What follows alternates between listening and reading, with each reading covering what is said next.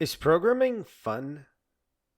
Programming is a language on top of your spoken language. It is not a language for people, it is a language for machines. Both are equally important.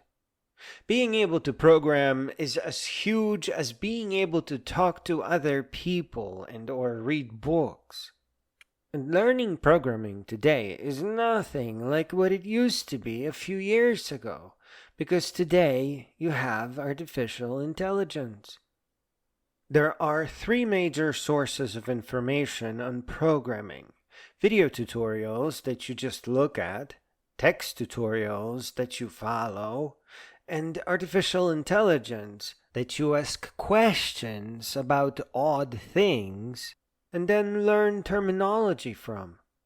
The biggest thing about AI is the code snippet. It will just give you tiny, delicious little bits that you inhale and instantly comprehend. It's wonderful to learn today. There are two hops that you need to make before you can get comfy. Set up your environment and get your foot through the door. I recommend buying a $100 computer with Linux already on it. This is a class of low-powered computers called SBC, which stands for Single Board Computer. And from here, you just search the internet for how to install Node.js and look for some Node.js boilerplate projects as you watch your videos. Ease of publishing is also a notable hurdle to get over. Rust, or PHP even, or the unwisely vilified C++ are kind of hard to just put out there. But JavaScript, being the language of the web, is easy to publish, especially on a static server where you will never have to worry about hackers. If you begin your education with JavaScript, you can make web page experiments instantly. A code bin comes to mind, especially a split-screen code bin. It's a great mad science project to learn from. It is a kind of a little live code editor where you can share and program things.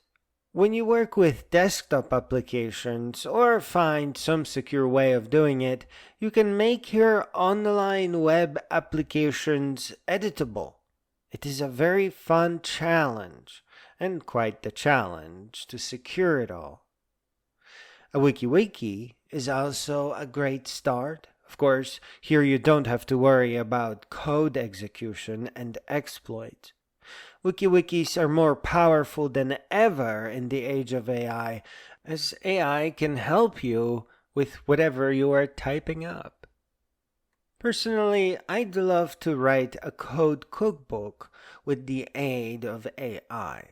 There is so much to JavaScript that 100 of such books is needed. Just now, in my own code endeavors, I returned to a silly garbage collector idea or pattern or mistake, where I have a setter called GC, and each time I assign a signal listener to it, the resulting unlisten function is pushed onto a garbage collector array. Seriously, it is just this.gc equals some signal dot subscribe. That eliminates brackets and multiple lines of code. It is a bad practice, but boy oh boy is that readable. This Friday, I wrote a language parser that parses a lot of things. JSON, JavaScript, GraphQL, anything with brackets is game. It was a really fun little thing to be working on with AI. It really makes you think about language, about its syntax and structure. Really, the brackets mark the beginning of a branch of a tree. And then everything inside is just a flat wall. And you can nest the brackets to infinity. So you're just building a tree with your code. A nice way of looking at it.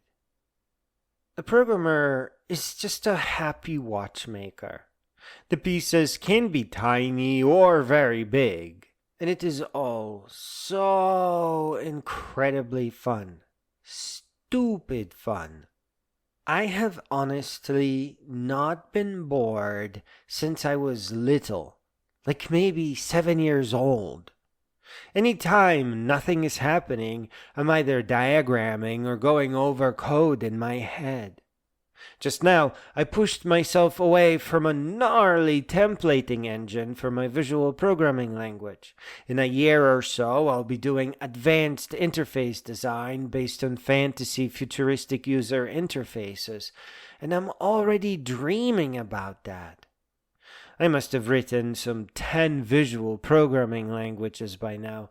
This one is the first where animation and state machines dictate the way. So the animation will have to finish playing for the interface to resume doing what it was doing. Quite an interesting challenge. I was just writing this little wrapper for enveloping some distant code and easily extracting HTML snippets for use in interface work. I left myself a tiny to-do node to make a caching mechanism to speed up the searching of the big template file. And at one point, I asked the AI about parsing document fragments, a kind of an unusual thing to be doing, and later showed it the code that I ended up writing. I like giving AI feedback to see what it says. And the AI took a quick look and did my little to-do for me without me asking. I have never experienced such gentle magic before. I'm sure it's been instructed to fix some to-dos that it can handle, but it was just a fantastic little experience. Truly, now is the age to learn JavaScript, or as we should call it, ECMAScript, precisely because AI is so darn helpful and so full of ideas and snippet and guiding advice. In closing, the biggest thing about programming is not a thing in the programming world. I don't know how to describe it very well, so let me tell you a tiny little short story. On my way to a cash register recently, I passed by a father looking at Christmas toys, and I told him, "Just get the kid a computer. Programming will change his life." Adding that while I've always been poor, I have never ever been afraid of poverty. The man somehow immediately understood what I meant and walked off in deep thought. You see, programming is somehow about finding strength and pushing fear, about becoming overpowered and extremely capable. Some say that programming is a superpower, but those tend to be rooted in a rational world. I think programming is more like powerful or infinite magic from a fantasy world. It is a perfectly limitless power that does not need explanations. You just sit down and create.